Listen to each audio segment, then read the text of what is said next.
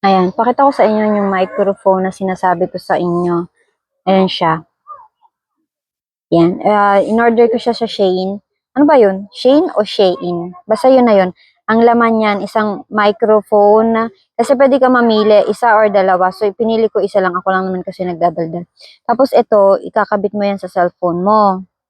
Tapos, pipindutin mo yung nasa likod niyan, yung parang on and off, ganun. Tapos, mag-connect na yan, directly connect na yan. Yan. Tapos, sa loob nito, meron siyang, Kuya Pri, meron siyang manual, syempre. Lapit pala ng mukha ko. Ayan, ito yung microphone natin. Ito pag wala, malayo. Ito pag meron, malapit. Ayan. Ayan nga pala yung laman yan. Meron siyang USB port. Kasi meron siyang dalawang, pwede ka mamili. Kung Android or iOS. Tapos ito naman, pag mahangin. Yan.